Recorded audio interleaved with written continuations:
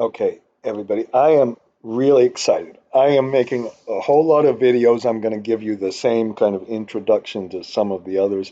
I'm working on some real details of Monte Carlo simulation, mean reversion, levelized cost of hydrogen, and levelized cost of batteries. I'm working on some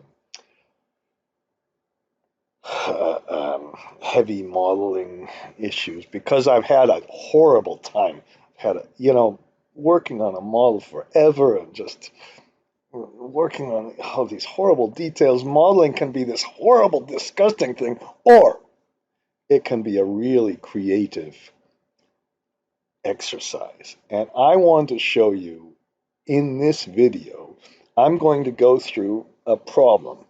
And it's a problem that should be more and more common these days with more and more renewable energy. And it's not some fancy tax US thing or anything like this.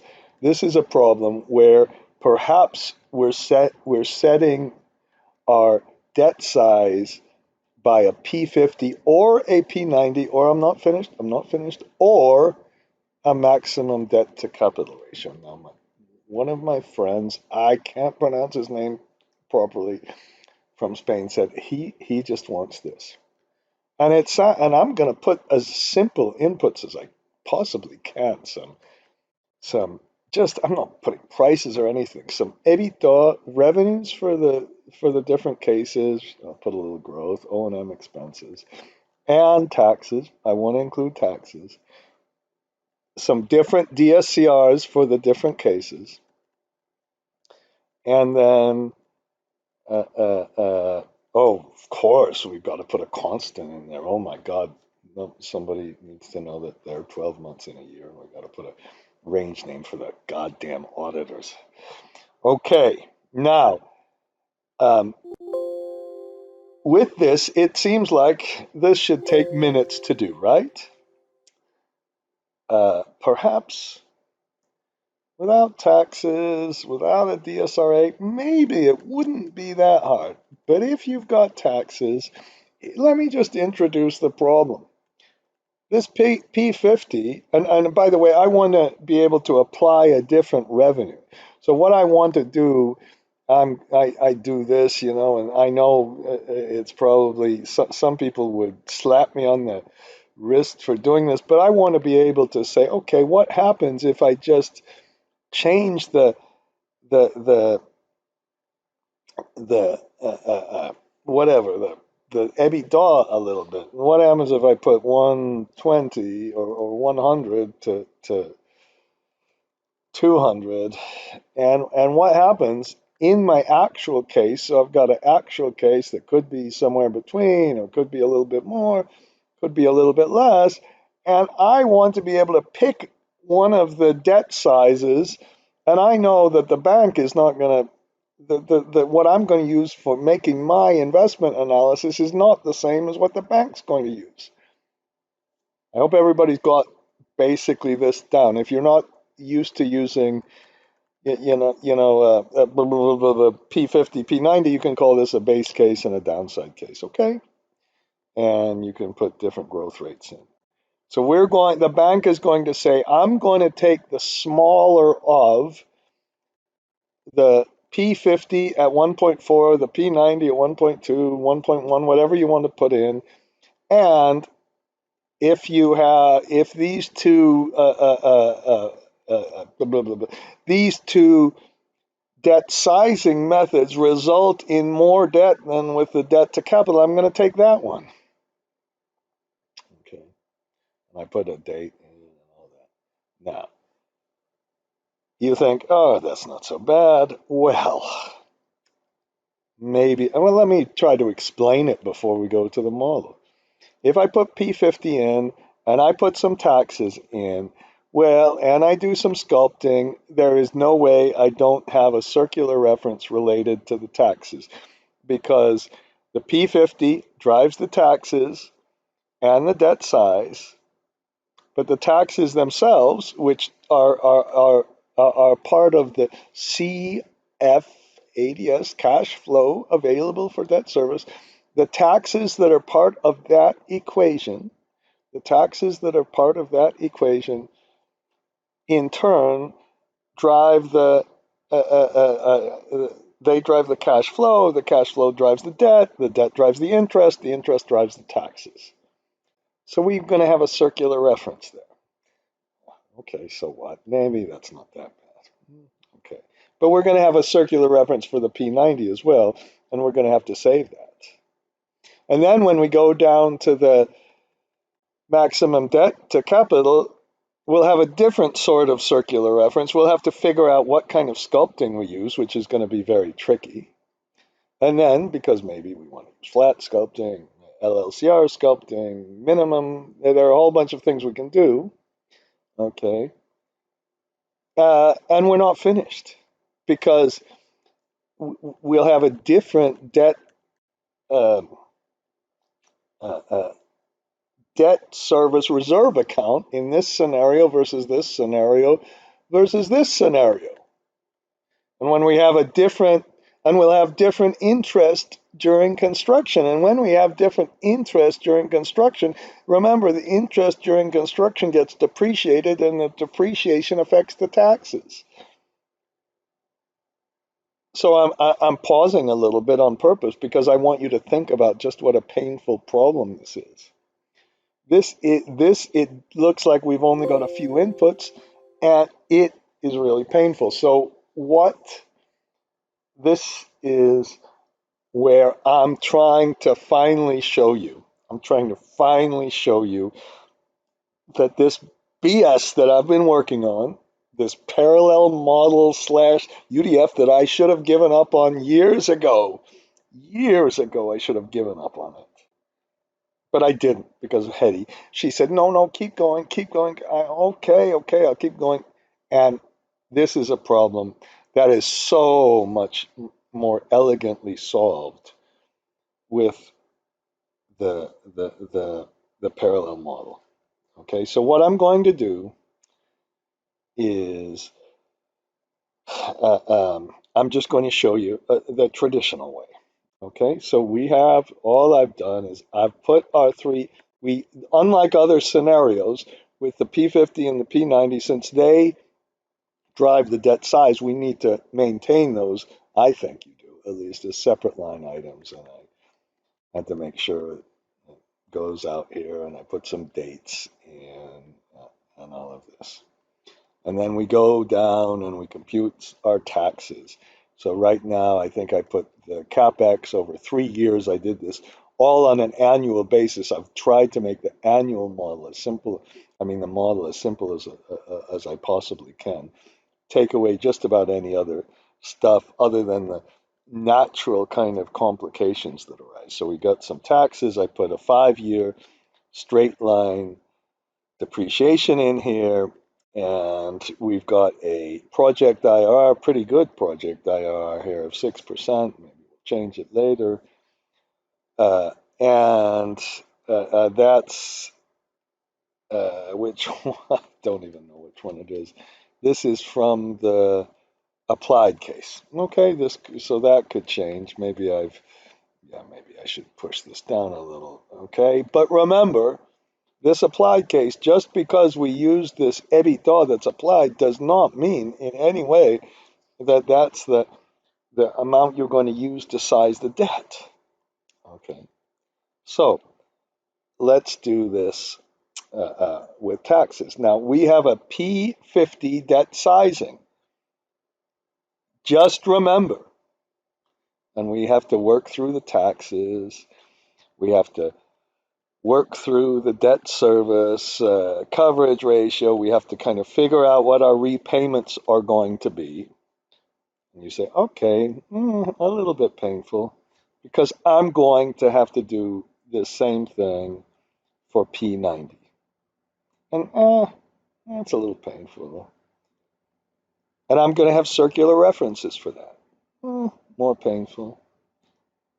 And I'm going to then need, using this P50 case, I'm going to have to figure out what my DSRA is, because ultimately Well, here's the very direct impact. You can say, you can do that after you've done the debt size, and that's almost correct. But the debt size, the interest during construction is affected by the DSRA, and the interest during construction gets depreciated, and that depreciation goes all the way up here to the IDC depreciation, and then you've got some problems. So in this case, the amount of debt you have depends in a very little way. You can say, approximate that. Leave that alone. Just do it without that. Maybe. Okay, but then your model is a little not so accurate. Okay, so officially you really should include this. And you need to include the DSRA to include it. And then you get your debt balance, and you have to go down and compute your DSRA, and you have to do all of this plus the circular references. All of this plus the circular references in order to um, in order to just compute the amount of debt you need. This is the amount of debt, the present value of the debt service over the debt life. I computed it with a sum product. I say, okay, take the NPV of the DS, the target debt service divided by the interest, and I've made way too many videos on that. I'm not going to go through that. I'm going to focus on the circular references and getting it right, because you know that after we do this, we're going to have to copy this whole thing down. We're going to have to copy this whole thing down and put it down here for the P90. And then we're not finished, because we're going to have to do something else for the debt to capital. So this simple problem is going to take a couple of videos. And I hope I've explained things okay. Probably not. Probably not. But if you know what P50 and P90 is, you know P50 and P90 can drive the debt. You know management can want the debt size in the model, but the actual cash flows driven by something else. Then maybe you can start to say, this is a real horrible problem. Okay? And you can say, let's do some crude things to get around it. Maybe you can. Okay? And if there were no taxes, the problem would not be quite as hard, but there would be still certainly uh, uh, so, at least a few of these problems. You'd still have to write the whole things down. So let's do the first thing. The very first thing. Now, let me just pause this for just a second. Now, when I paused it, maybe you didn't see, I had some circular reference things. This right now is if I press F12, this is an Excel workbook, not a macro-enabled workbook. I'm going to save it as a macro-enabled workbook, and I hope I didn't delete all my other work, but maybe I did. Okay, and now all I'm going to do with you is think about the fact that you had to put this in, and you've had to put some of the NOL balances in, and you've had to put some of the circular references in, and just, it's not hard to imagine. We're going to go through the circular references, see how long it takes. I'm nervous. And then I'm going to put in the parallel model and show you, hopefully, maybe not. I'll have to hurry and make some mistakes.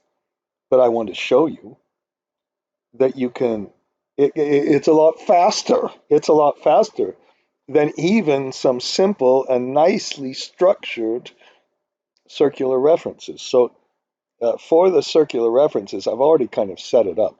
I've set up the fact that because of the taxes, because the taxes depend on I'm sorry, the CFADS depends on the taxes. The taxes depend on the interest up here. I hope I have the interest deducted. Okay, the debt service, which is down here, which is the CFADS divided by the interest, I used a fixed line. And if you notice, I have a tiny little bit of a difference here. I don't know quite where it came from. It's in the wrong place. It kind of got pushed over. We have a net operating loss, so there's not much tax anyway.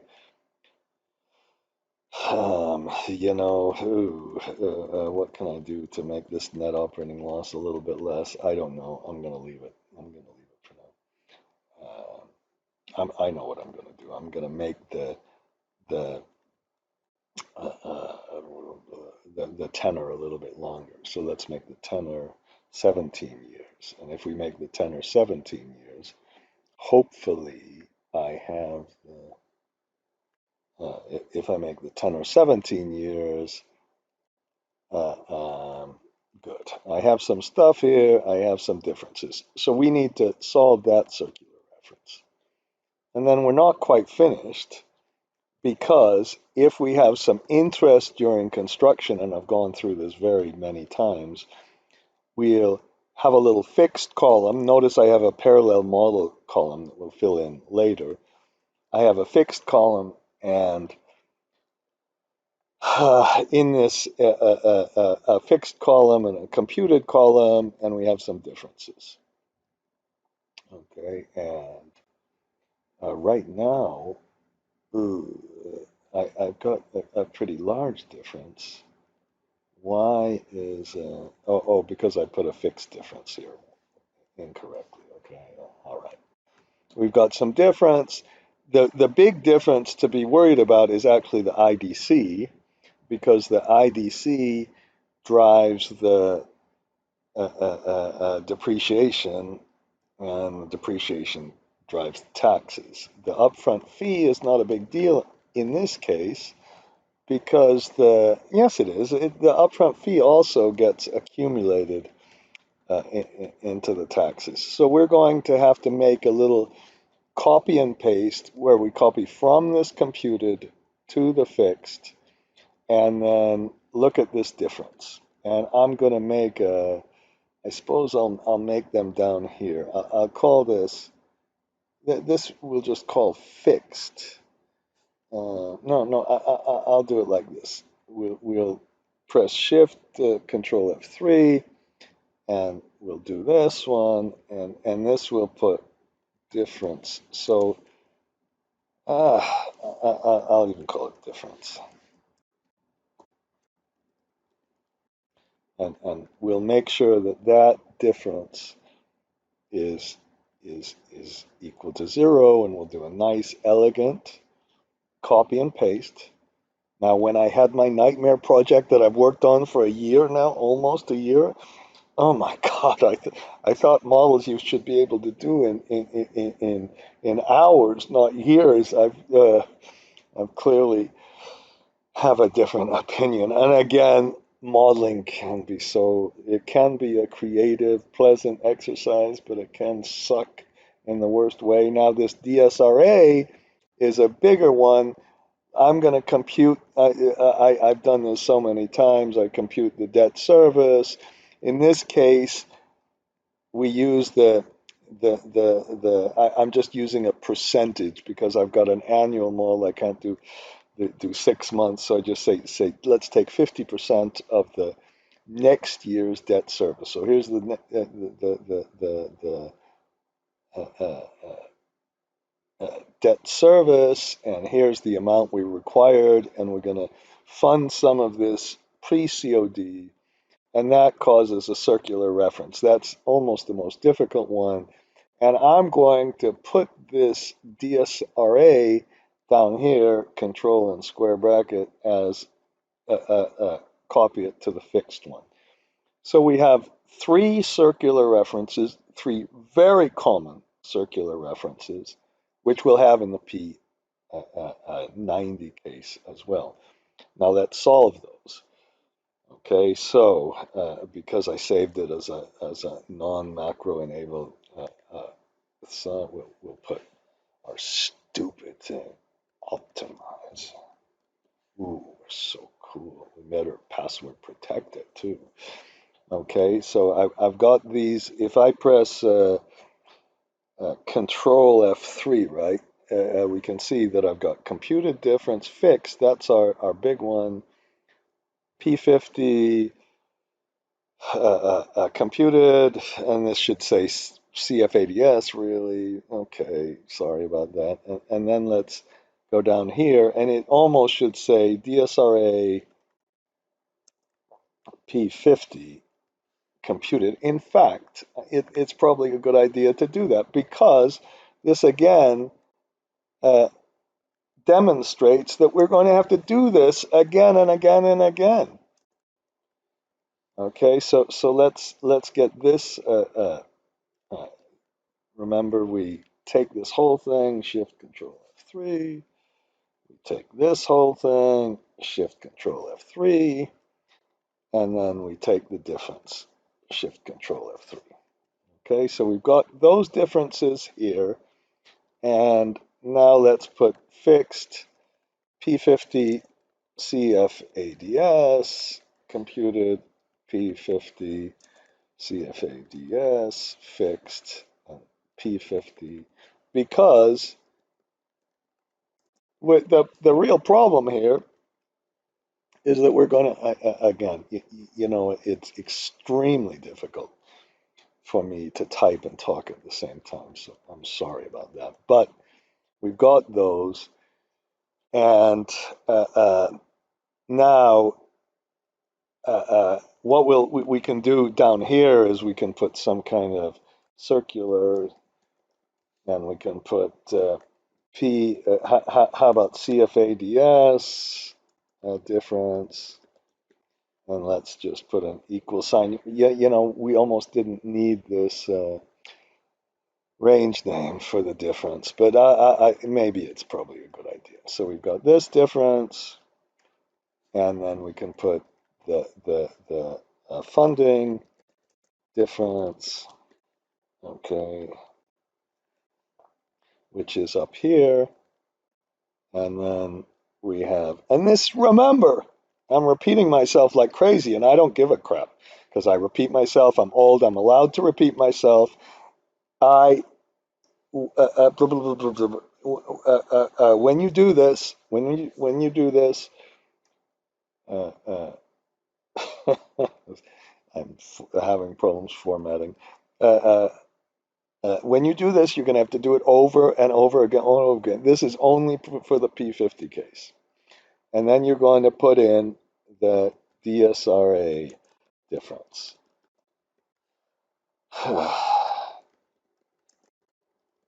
Now I'm having an advanced workshop. And in this advanced workshop, you're going to have to do things like this. Now, I don't know. I'm really struggling with this because I don't know how to collect money and all that stuff. And then I'm just going to add up all the differences. Alt equal should work. And we'll put P50 difference.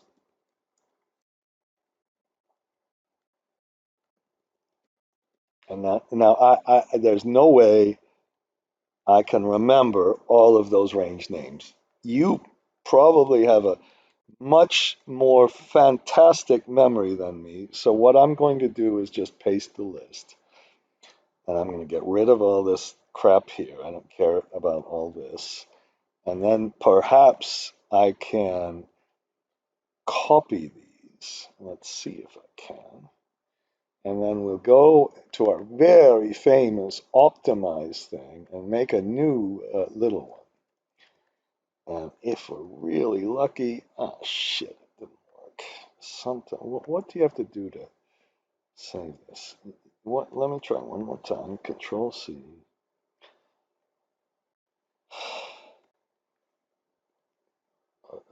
I don't know what I did differently. Okay. Now, when you make an elegant copy and paste, I don't. Who cares if you do while? Uh, and we'll put P50.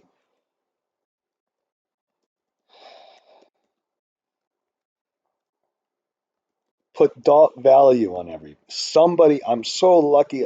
I get to teach these classes, and somebody told me to do that. I didn't know why you would do that. I always left it out. And that makes it, it really does. I believe, I haven't proven it. I'm trying to prove how these heavy models, I hate the word heavy, but these slow and big models, how you can make them better. And if you have 60 years of data, oh my God, you're doing things on a monthly basis, it's really hard to do. Okay. Now, uh, uh, after you've put that, we'll put a loop. Okay. And it's going to go around through it all. And the first thing we'll do is we'll put range, and let's do the first one down here, which is we always set the fixed equal to the computed. That's what I have to try to remember. So we have CFADS fixed, and then we can put that in there, and then equal range.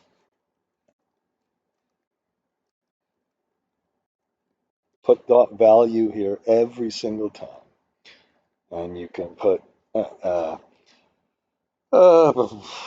fixed P50 CFADS computed. Please, I know it's not going to work the first time. Okay. And then we can do the same thing for our next circular reference, which remember is related to the funding. And this time I just called it computed and fixed. So we can just, this time, I don't have to copy it. Of course, you don't need the majuscule, the whatever the case, doesn't matter. Equal, fixed equal computed. Okay, so we're just going to copy all the fixed to the computed again and again and again. And then we do the one other thing, which is the whole DSRA thing. And we put DSRA P50 fixed. Okay. And then we, after that, we put DSRA P50 computed. Okay. And then we put W, a loop. Is that right? That's the syntax. And if you want to be a little bit, oh, I already did it here, okay. And I hope I have gotten all this stuff done. And if we want to do it, we could put iteration equals zero, and you know, you even could maybe not make it exactly equal to zero, but why not? It usually is fine. Equal. Okay. And then once we put this iteration in, at the very end, we can put application dot status bar equal circular iterations.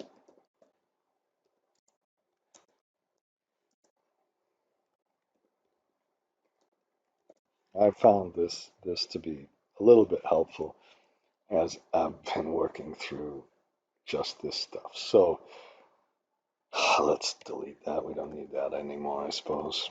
And let's do the optimize. Of course, I didn't want option explicit there, so good. I don't know why it suddenly puts option explicit in all my things as a default. I'm sure there's a reason for that. So now it's going around, and uh, and we let's see. We have no differences here. We have no differences here, and we have no differences here. And if you would want to do this, you could say, let's put a summary page, and in this summary page, let's put our CF, you know, P50 revenue. We can put that as our input, and we can put P90 revenue. We can put that one in, and then we can put revenue applied. And this one, let's get from this, and we'll take our, copy that and put this here, and then we can put our debt issued, P50 debt issued. We'll get that from our model, okay? And the way we get it from the model, I tried to tell you a little bit. That's the NPV of the debt service, and the debt service is the CFADS divided by the DSCR, and it's that over the debt life. And, you know, okay, that's not going to change. What we could do, I'm not computing an IRR, but essentially what we could do is, let's put it on this workbook, and we have our copy paste. So every time we change this, unfortunately, it's not going to change this. It should rerun the copy paste. Now, I should change something else. Let's change the tenor. How's that? Let's copy this and paste it over to here. Oops. And this time it's 37. I should do this a whole different way, and we'll make it go from, how about 7 years to 20 years. Okay. And then when we copy this, we can put the, excuse me, the tenor.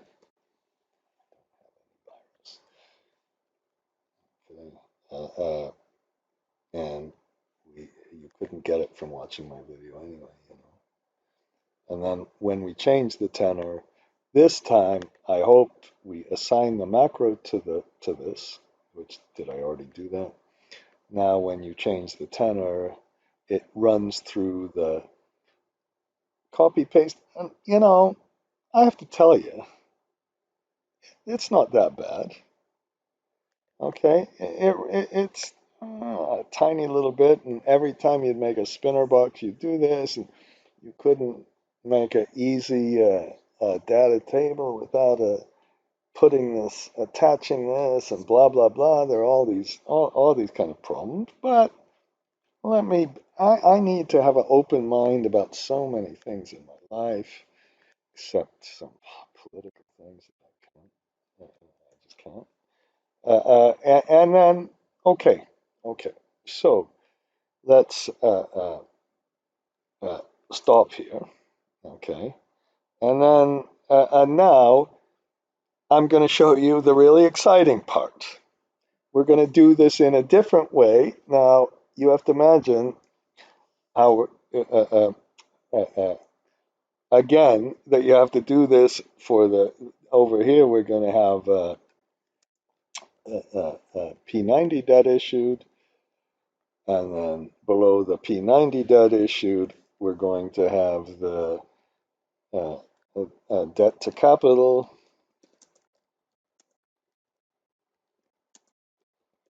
Okay, and then when we have all of this debt from these different debt issues, we're going to have the minimum.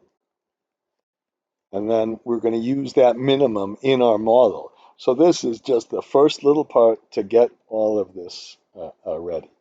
Okay? I'm saving this file. Okay?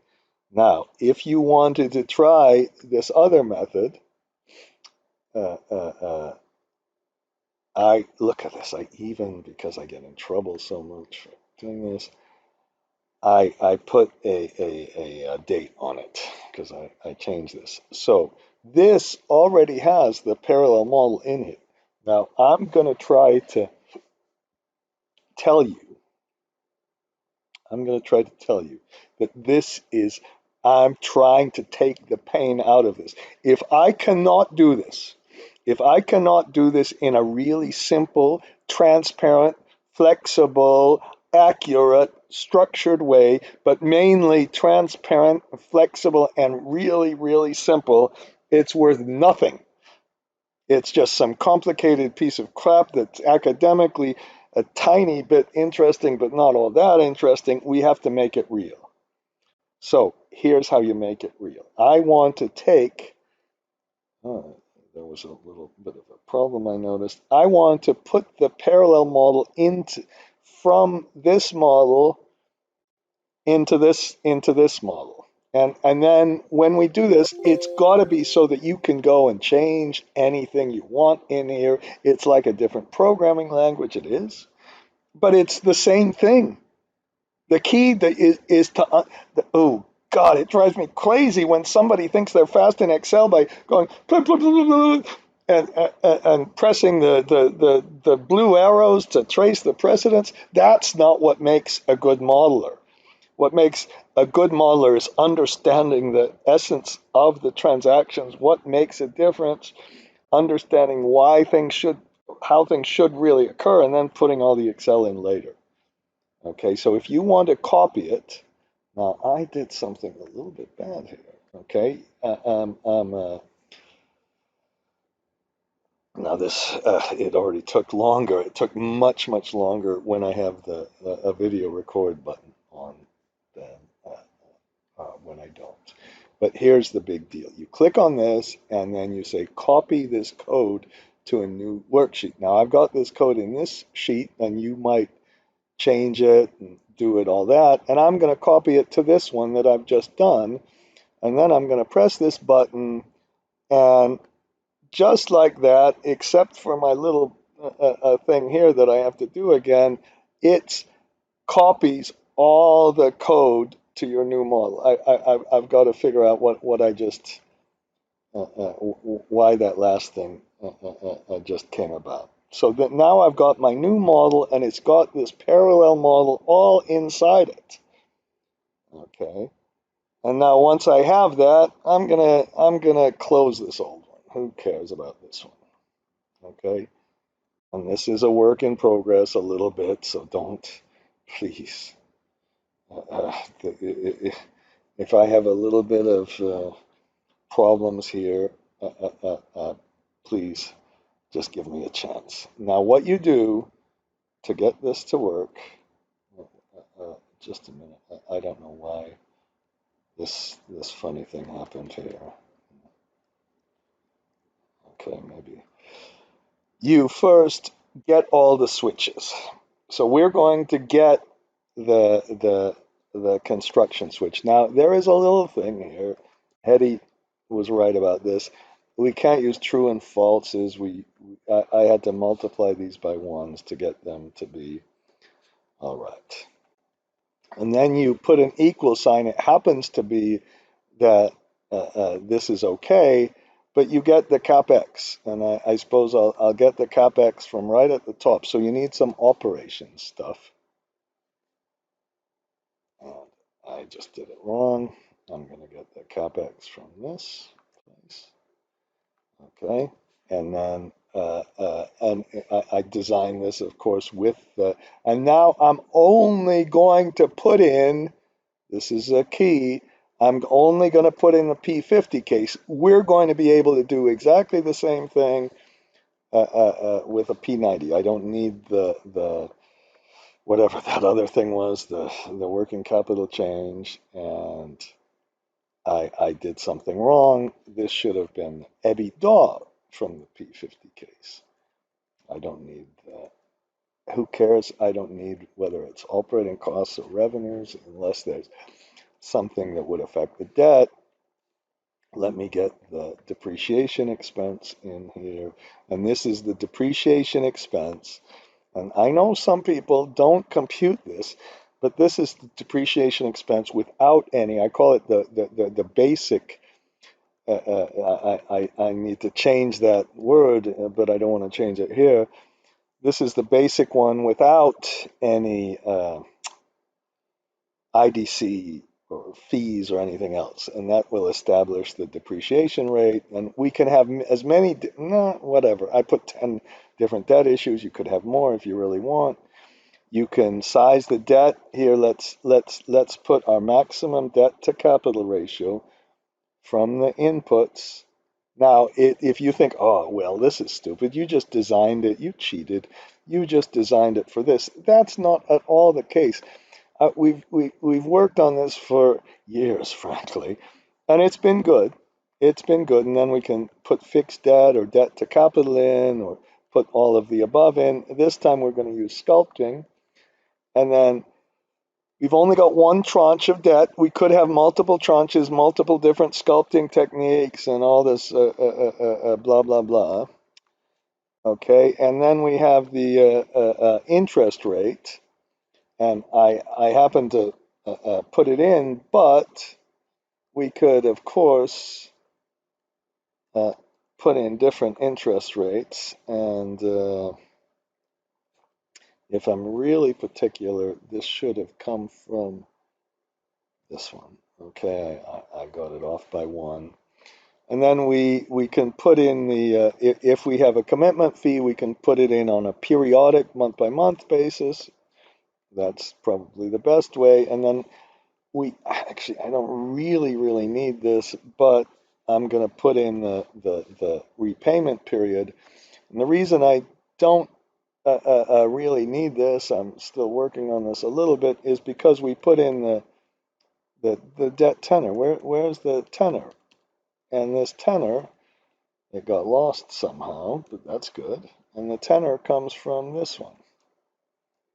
Okay, and then we can decide, do you want this debt to be sculpted? And if it's not sculpted, you're going to put in a repayment percentage. I've got to add that. Sorry about that. Okay, and then we'll put in a sculpting flag, and this is for a DSRA. And now for the DSRA, remember we said, why did this happen? Huh, I don't know why this happened.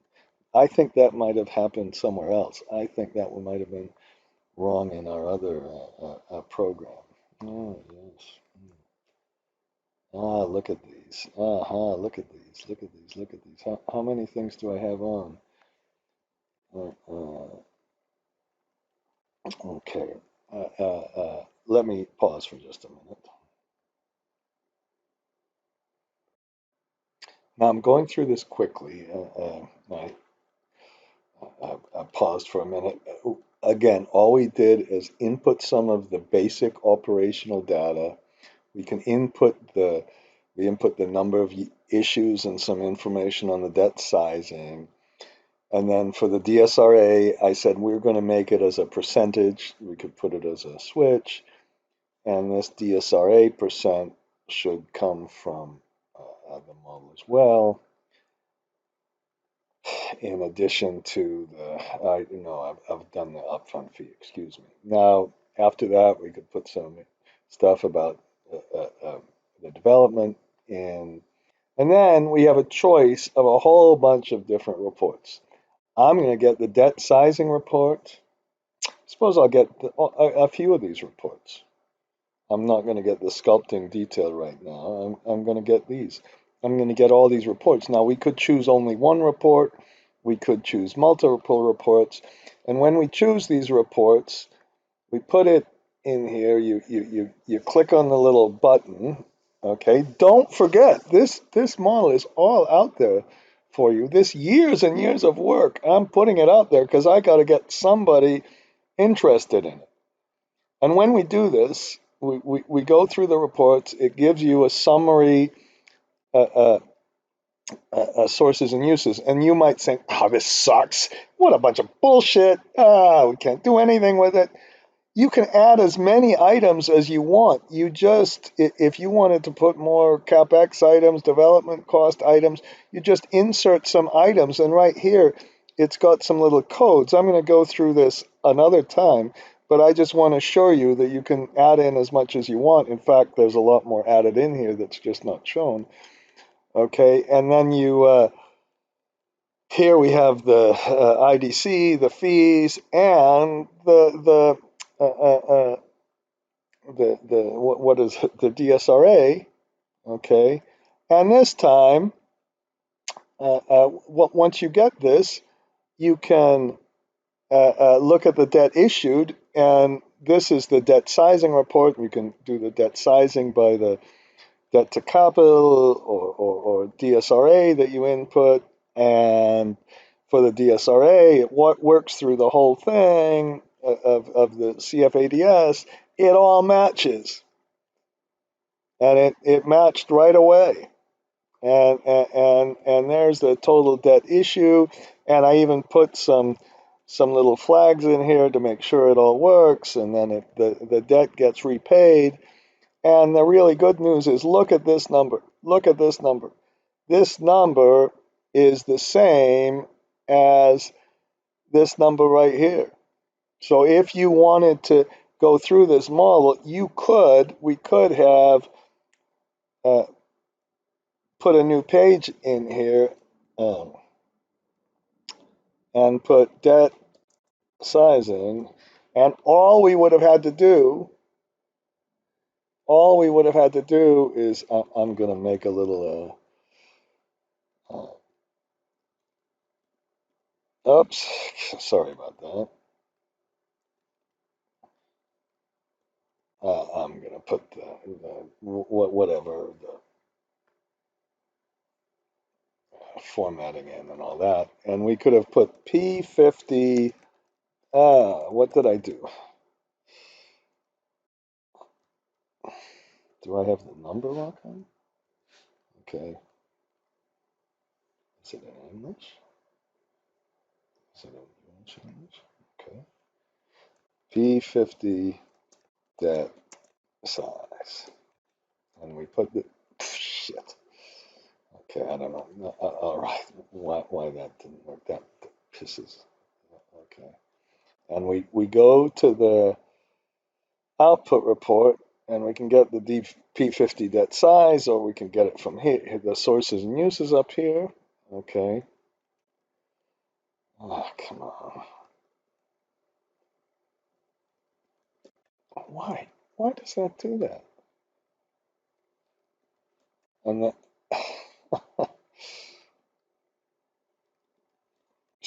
shit.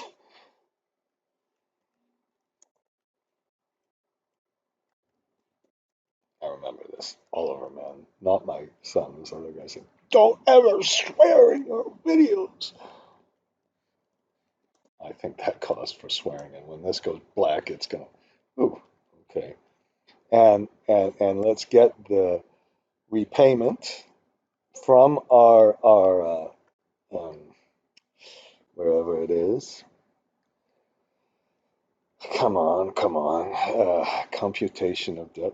Here's the debt size. Now this program has it's got years of work in it, really.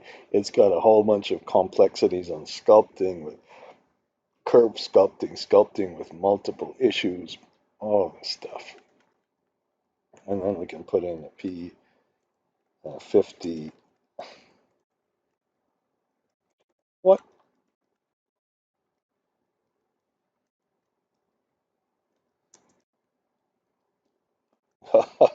We can put in our DSRA if we want, and the IDC and all of that. And we almost don't have to, because the real thing we need is up there. Okay, there's our DSRA. Okay, and then over here, we'll again eventually put the P90. Okay, there's some problem with my stupid, I throw my computer around too much, apparently. No, I just didn't want the caps lock. Okay.